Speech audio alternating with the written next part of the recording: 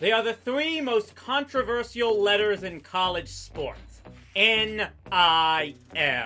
There really is no middle ground with them. You either see them as the beginning of the end of college sports, or the much-deserved change needed for athletes to get what has really been coming to them. On the chance you clicked on this video with no idea what I'm talking about, I'll explain. For the longest time, the cardinal rule of college sports was simple. You could not make money as a college athlete. The school you choose to play for could grant you a full scholarship to attend, but actual monetary remuneration was out of the question. For many people, this was seen as unjust in a world where schools can make millions of dollars off of these young kids' abilities. Never mind that 90% of that money still goes to benefit the student athlete, and a full scholarship is itself worth 6 figures and includes 4 years of free room and board, while many actual students go into insurmountable debt for a degree, and many others with jobs still can't pay rent, but that's a subject for another time, I suppose. It's also why many schools and their boosters had been secretly paying athletes under the table for years, but that's also a subject for another video. All that changed in 2021, when the U.S. Supreme Court ruled that college athletes could indeed profit off of their name, image, and likeness. In theory, this seemed like an adequate enough compromise. Athletes could use their success and notoriety to make money, while it not being paid directly by the university. Wink, wink. Of course, this is not how it ended up playing out, as guaranteed NIL packages have now become standard as part of signing with any major school before these kids ever play a minute of sport outside high school, and the transfer portal that now allows these athletes to pack up and move elsewhere without having to sit out a year allows them to extort, negotiate even more money, even more than the professionals make. It was really only a matter of time before some type of spectacular disaster was going to happen. Which brings us to this individual, Nico Iamanidiot. For sanity's sake, I will be mostly recalling him by his first name for the rest of this video. He was a pretty impressive quarterback in high school, playing for both Downey, California's Warren High and Long Beach Polytechnic. As a senior, he scored more than 30 passing and rushing touchdowns combined and was named both Polynesian Football Player of the Year and MVP of the Polynesian Bowl. Naturally, offers from colleges all over the country came in droves. He chose the University of Tennessee, a school looking to return to the glory days they had seen back when one Peyton Manning patrolled the field at Neyland Stadium. A smart kid, Nico enrolled early in December 2022 and even took part in practices before the Volunteers' appearance in the Orange Bowl that season. As a freshman in Knoxville, he bid his time as a backup to Joe Milton.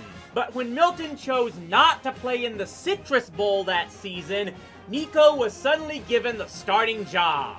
All he did was score 4 touchdowns, 3 of them rushing, and was named the game's MVP in a 35-0 win over Iowa. Nothing special. With Nico set to be under center full-time, 2024 had high hopes for the Volunteers. And they delivered for the most part. They went 10-2 on the regular season, knocked off Alabama for the second time in 3 years, only the second time in the last 18 years, and made the college football playoff in its first year with a 12-team field. However, to say Nico was the driving force behind this season might be stretching it. Of his 19 passing touchdowns, only 5 of them were against SEC teams not named Vanderbilt. He had just 1 rushing TD for the season. One might suggest the Vols' defense and running game were keys to their success, but that didn't stop Nico from believing he was all that. To the point where he supposedly tried to lead a team-wide walkout on their CFP game to try and extort more money. Oh yeah, I forgot to mention that part, didn't I? Enrolling at Knoxville gave Nico a reported NIL package, paying him about $2.6 million per season. For comparison, Brock Purdy made just under $2.9 million in his first 3 seasons in the NFL, and he took the 49ers to a Super Bowl. And all Nico had to do for that money, in addition to playing football, was attend a few autograph signings. That he apparently skipped out on. The walkout for the CFP never happened, but in retrospect, maybe Nico not playing may not have been the worst thing. Surely couldn't have been much worse than what happened. But over the off-season, Nico took stock of his situation and did what any rational human being would do. He doubled down. The kid who attended bowl game practices before he was even a freshman set out this year's spring practice while word leaked via coaches at other schools that he was considering the transfer portal. He was said to be seeking a new deal of $4 million a year. Again, for comparison, Cam Ward, this year's #1 pick in the NFL draft, should be making just under $9 million for his rookie season, where he's expected to be one of only 32 starting NFL quarterbacks in the entire world. With Nico clearly having all the leverage on his side, the Volunteers did the only thing they could do. They told him to F off. Head coach Josh Heupel's response was stuff of legend and could very well be posted in every other locker room for the rest of eternity. But hey, this is going to be no sweat for young Nico. He scored 2 rushing touchdowns against Ohio State. Surely schools everywhere are going to come calling. They did not come calling.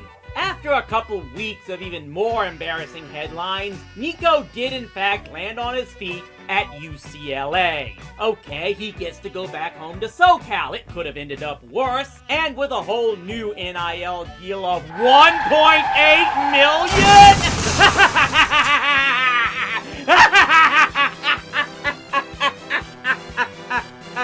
So, all that drama trying to get a new deal on Carson Beck's level ended up with him taking a cut of about $800,000 to go play in a state where the taxes are far higher than in Tennessee, where he will have to learn a whole new offensive system many suggest is not suited to his strengths, in a conference even more bloated and sprawled than the SEC.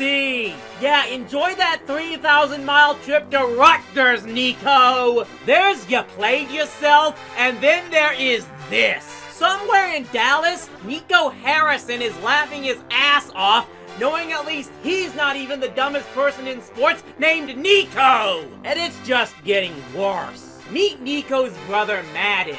He's now transferring from the University of Arkansas to join Nico at UCLA. The Arkansas NIL Collective is now suing Madden for breach of contract. Turns out these deals do have buyout clauses like those actual contracts the coaches have. The lawsuit was apparently ordered by the Arkansas athletics director. Wait, so how connected are these colleges to NIL, which is not supposed to be actually paid by the schools themselves?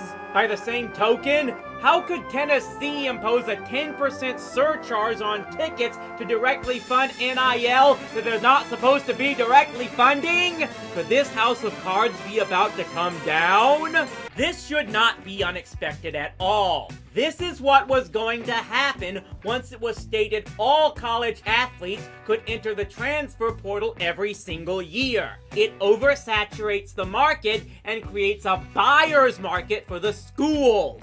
Think I'm blowing smoke? This is exactly why Marvin Miller, the former head of the Baseball Players Union, did not want a system where every player could be a free agent every year. He knew it would leave 90% of the players at the mercy of a buyer's market for the owners, and he breathed a sigh of relief when Charlie Finley proposed it and was laughed out of the room. The athletes who are most going to benefit the most from a completely unregulated transfer portal are the ones looking to transfer to get more playing time. You try to transfer for more money? You'd better have the performance to back it up. Free agency works in the pros because the players have to prove themselves through multiple seasons at the major league level before they can qualify. Throwing less than 20 touchdowns as a college sophomore? Not going to make you as desirable as Rachel Lee Cook and She's All That. Now, it's way too soon to tell, But this just might be the turning point where the schools and especially the coaches regain control over college sports. Remember, this all happened because the head coach at Oregon ratted out Nico to Josh Heupel. If the coaches can legally collude, they could at least contain their offers to players who are willing to pay their dues and earn their keep. To go back to teaching these athletes that nothing is guaranteed, no matter how much of a stud you were in high school. Get a big head and act like you're bigger than the team, you'll ultimately end up like Al Bundy, dreaming of the old glory days as you toil in some job you never wanted. College athletes everywhere should look at Nico Iamanidiot as one huge cautionary tale to never forget that everyone can be replaced. But it's probably going to be a while before we see an even bigger case of a college athlete with a big head get hoisted on his own petard.